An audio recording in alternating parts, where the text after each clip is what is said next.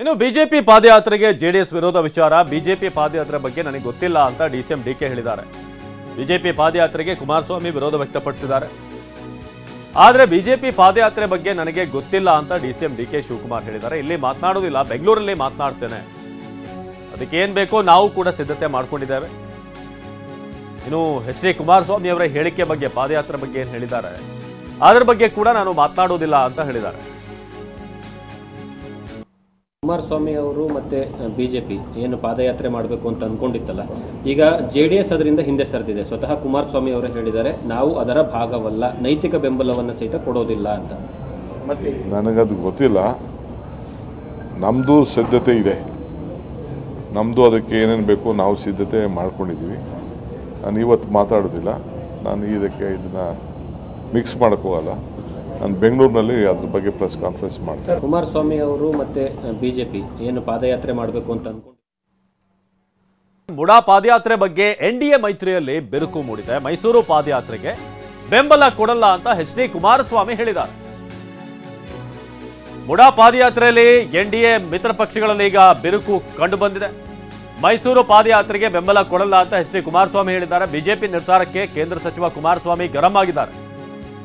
ನಮ್ಮನ್ನ ವಿಶ್ವಾಸಕ್ಕೆ ತೆಗೆದುಕೊಳ್ಳದೆ ಈ ಒಂದು ಪಾದಯಾತ್ರೆಯನ್ನ ಆಯೋಜನೆ ಮಾಡಲಾಗಿದೆ, ಬಿಜೆಪಿ ಅವರದೇ ತೀರ್ಮಾನ ಇದು, ಹಾಗಾಗಿ ನಾವು ಇದಕ್ಕೆ ಬೆಂಬಲ ಕೊಡ್ತಾ ಇಲ್ಲ. ಅಂದ್ರೆ ಅವ್ರು ಆಲ್ರೆಡಿ ಡಿಸೈಡ್ ಆಗಿದ್ರು ಪಾದಯಾತ್ರೆ ಮಾಡಬೇಕು ಅಂತ, ನಾವು ಬೆಂಬಲ ಕೊಡಲ್ಲ ಅಂತ ಎಚ್ ಡಿ ಕೆ ಹೇಳಿದ್ದಾರೆ. ನಾನು ಮೊನ್ನೆ ಸಭೆಗೆ ಹೋಗಿದ್ದೆ. ಸಭೆಯಲ್ಲಿ ಅವ್ರು ಆಗಲೇ ತೀರ್ಮಾನಗಳನ್ನು ಮಾಡಿಕೊಂಡು ನಮ್ಮನ್ನು ಒಂದು ಕರೆದು ಸುಮ್ಮನೆ ಒಂದು ಇನ್ಫಾರ್ಮೇಷನಿಗೆ ಕರೆದಿದ್ರು ಅಷ್ಟೇ, ಮಾಡ್ತಾ ಇದ್ವಿ ಅಂತ ಹೇಳಿ. ಅವ್ರು ಆಗಲೇ ಪೂರ್ವ ಸಿದ್ಧತೆಗಳು ಮಾಡ್ಕೊಂಡಿದ್ದಾರೆ. ಒಂದು ಭ್ರಷ್ಟಾಚಾರದ ವಿರುದ್ಧ ನಮ್ಮ ಹೋರಾಟ ಅಂತ ಹೇಳಿ ಅವ್ರ ಪಕ್ಷದ ನಿಲುವಿನಲ್ಲಿ, ಬಿ ಜೆ ಪಿ ನಿಲುವಿನಲ್ಲಿ ಅವ್ರ ತೀರ್ಮಾನ ತಗೊಂಡು ಮಾಡ್ತಾ ಇದ್ದಾರೆ. ನಾವು ಜನತೆಯ ಸಮಸ್ಯೆಗಳು ಇವತ್ತೇನಿದೆ, ಆ ಸಮಸ್ಯೆಯ ಹಿನ್ನೆಲೆಯಲ್ಲಿ ನಮ್ಮ ಪಕ್ಷದ ಮುಖಂಡರುಗಳ ಒಂದು ಸಂಪೂರ್ಣವಾದಂಥ ಒಂದು ನಿಲುವು, ಇದು ಸೂಕ್ತವಾದಂಥ ಸಂದರ್ಭ ಅಲ್ಲ ಅಂತಕ್ಕಂಥ ನಿರ್ಧಾರದಿಂದ ಹಿಂದೆ ಸರಿದಿದ್ದೇವೆ. ಇವತ್ತು ಇನ್ನೂ ಹಲವಾರು ಸಮಸ್ಯೆಗಳನ್ನು ನಾಡಿನ ಜನತೆ ಎದುರಿಸ್ತಾ ಇದ್ದಾರೆ.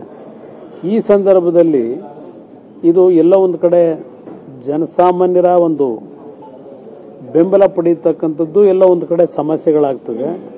ಅದ್ರ ಜೊತೆಗೆ ಜನತೆಯ ಒಂದು ಟೀಕೆಗಳು ಆಗ್ತಕ್ಕಂಥದ್ದು ಒಂದು ವಾತಾವರಣ ಇರ್ತಕ್ಕಂಥ ಹಿನ್ನೆಲೆಯಲ್ಲಿ ನಮ್ಮ ಪಕ್ಷದ ನಿಲುವು ನಾವು ತೀರ್ಮಾನ ಮಾಡಿದ್ವಿ. ಪಾದಯಾತ್ರೆ ವಿಚಾರದಲ್ಲಿ ನನ್ನ ಮನಸ್ಸಿಗೂ ನೋವಾಗಿದೆ. ಪೆನ್ ಡ್ರೈವ್ ಹಂಚಿದವನನ್ನ ಪಕ್ಕದಲ್ಲೇ ಕೂರಿಸ್ಕೊಳ್ತಾರೆ ಇವರು. ಯಾರು ಪ್ರೀತಮ್ ಗೌಡ, ಯಾರು ಅಂತ ಪ್ರಶ್ನೆ ಮಾಡಿದ್ದಾರೆ ಕುಮಾರಸ್ವಾಮಿ. ನಮ್ಮ ಕುಟುಂಬಕ್ಕೆ ವಿಷ ಹಾಕಿದವನನ್ನ ನಾವು ಬೆಂಬಲಿಸಬೇಕಾ? ಹಾಸನದಲ್ಲಿ ಏನಾಗಿದೆ ಅಂತ ಬಿಜೆಪಿ ಅವರಿಗೆ ಗೊತ್ತಿಲ್ವಾ? ರಾಜ್ಯ ಬಿಜೆಪಿ ನಾಯಕರ ವಿರುದ್ಧ ಕುಮಾರಸ್ವಾಮಿ ಆಕ್ರೋಶ ವ್ಯಕ್ತಪಡಿಸಿದ್ದಾರೆ.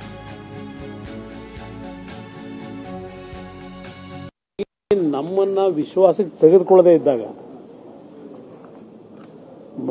ಬೆಂಗಳೂರಿನಿಂದ ಮೈಸೂರಿನವರೆಗೆ ನಮ್ಮ ಶಕ್ತಿ ಇರ್ತಕ್ಕಂಥದ್ದು ಅಷ್ಟೆಲ್ಲ ಇದ್ದು ವಿಶ್ವಾಸಕ್ಕೆ ತೆಗೆದುಕೊಳ್ಳದೆ ಹೋದ ಮೇಲೆ ಸರಿಯಾದ ರೀತಿಯಲ್ಲಿ ನಾವ್ಯಾತಿಗೆ ಬೆಂಬಲ ಕೊಡಬೇಕು? ರಾಜಕಾರಣ ಮಾಡೋದು ಬೇರೆ, ಚುನಾವಣೆಗಳು ಬಂದಾಗ ಬೇರೆ, ಒಟ್ಟಿಗೆ ಇರ್ತಕ್ಕಂಥದ್ದು.